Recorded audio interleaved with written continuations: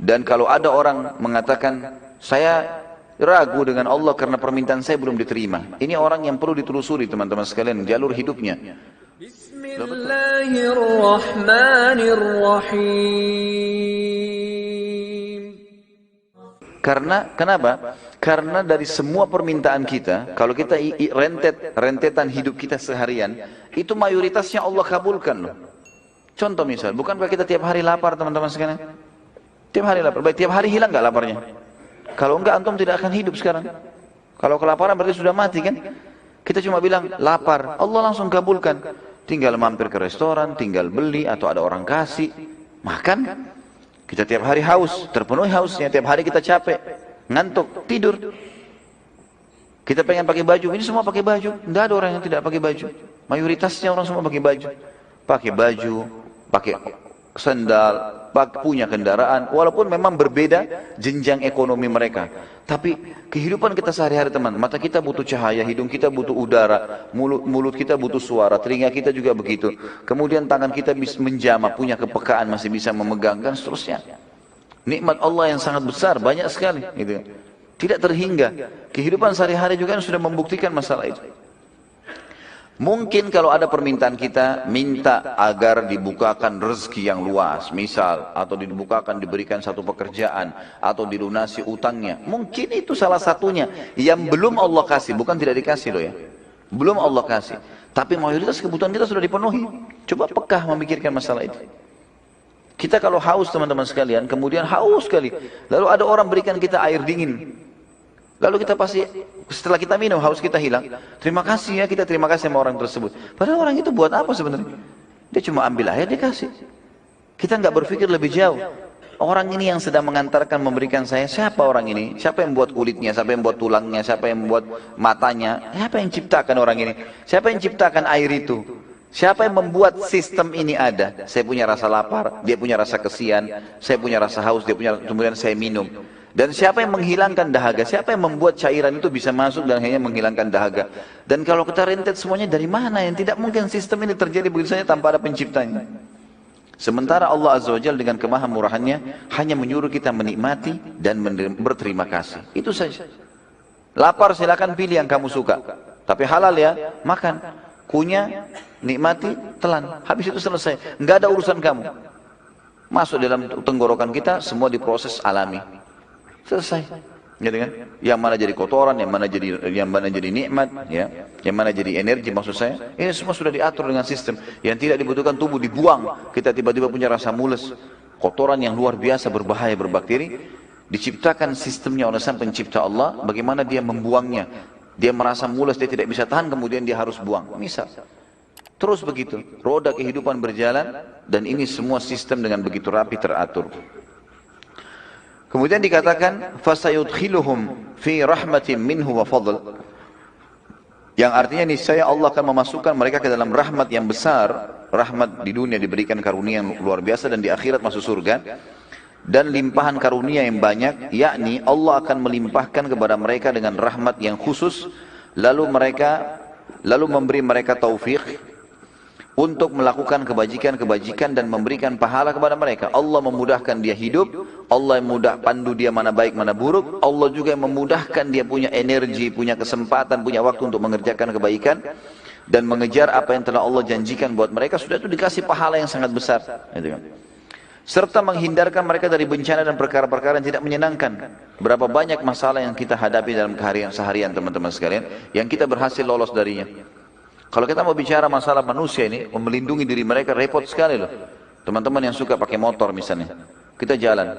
Kalau helmnya tidak, mungkin kadang-kadang kita angkat kacanya, atau tutupan plastiknya, misalnya tutupan matanya kita angkat, maka terbuka, udara dengan sangat kencangnya kena ke wajah kita.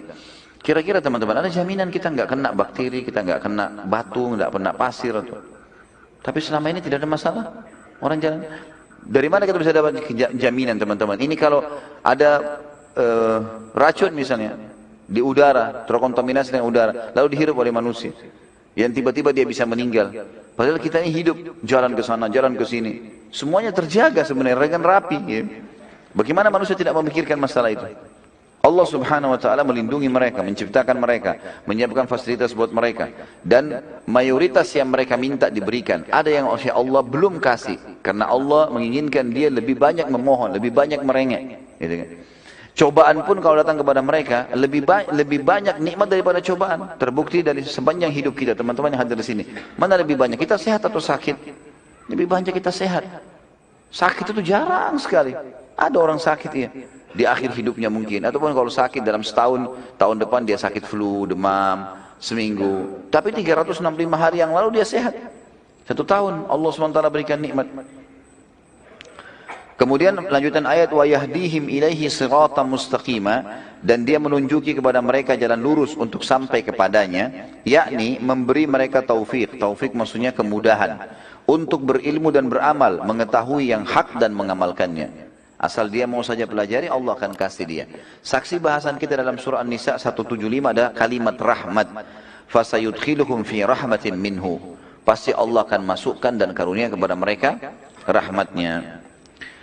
Yang lain adalah surah Al-Jathiyah ayat 30. A'udzu billahi minasyaitonir rajim. Fa ammal ladzina amanu wa 'amilus solihati fayudkhiluhum rabbuhum fi rahmati. Dzalika huwal fawzul mubin. Adapun orang-orang yang beriman dan mengerjakan amal saleh, yakin Allah ada lalu dia patuh dengan perintah. Amal saleh maksud dalamnya mengerjakan perintah atau meninggalkan larangan. Karena orang juga meninggalkan larangan termasuk amal saleh. Maka Rabb mereka, pencipta mereka akan memasukkan mereka ke dalam rahmatnya. Rahmat di sini, di dunia diberikan rahmat yang luas, diberikan karunia-karunia yang membahagiakan dia, dan juga di akhirat masuk surga. Itulah keberuntungan yang nyata. Teman-teman sekalian, kita tinggal patuh, kerjakan perintah, tinggalkan larangan. Kita nikmati saja. Tetap bisa makan, tetap bisa minum, tetap bisa segala macam, tapi lebih rapi. Sekarang ini, orang-orang di beberapa negara, termasuk saya dapat informasi di Jepang, dan saya waktu Ramadan yang lalu sempat diundang oleh KBRI kita ke sana.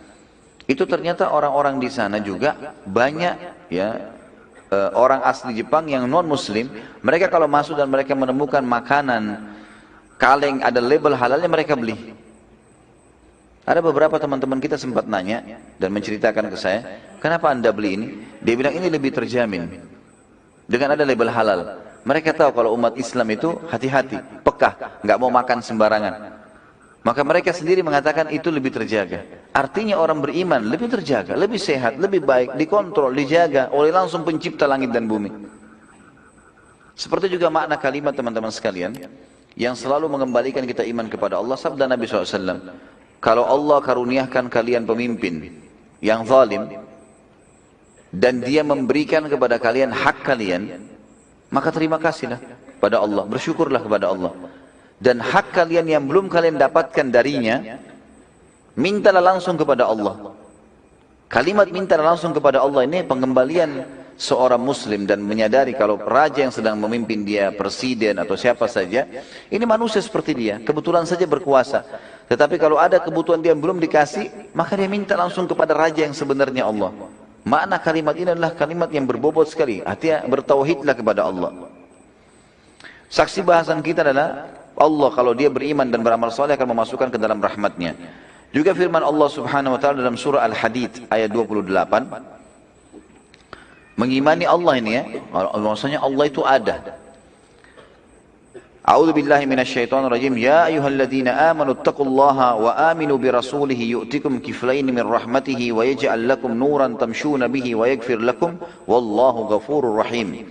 Hai orang-orang beriman, berimanlah kalian kepada Rasul yang telah diutus, bertakwalah kepada Allah, maksudnya patuh, dan berimanlah kepada Rasulnya.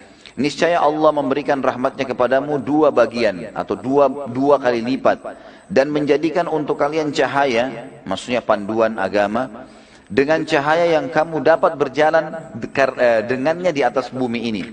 Dan dia mengampuni semua kesalahan kalian, dan Allah maha pengampun lagi maha penyayang. Saksi bahasan kita adalah dia akan memberikan rahmatnya 2 kali lipat bagi orang yang beriman tentang keberadaan Allah. Poin kedua teman-teman sekalian, mentaati Allah dan Rasulnya. Jadi setelah beriman, poin mentaati Allah dan Rasulnya.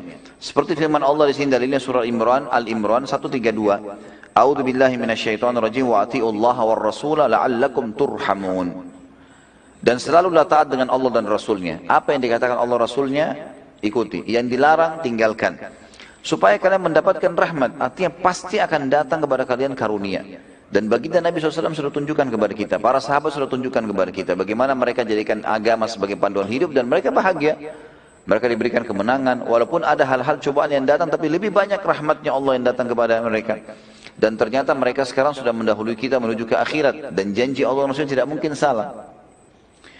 Al-Allamah As-Sa'di, sama tadi, Syekh Sa'di menyebutkan dalam tafsirnya, dalam firman Allah wa ati'ullah wa rasul, dan taatilah Allah dan Rasul, ialah dengan melaksanakan perintah-perintah dan menjauhi larangan-larangan. La'allakum turhamun, supaya kalian mendapatkan rahmat, maksudnya ketaatan kepada Allah dan ketaatan kepada Rasulnya. Dalam segala hal, itu adalah sebab utama datangnya karunia.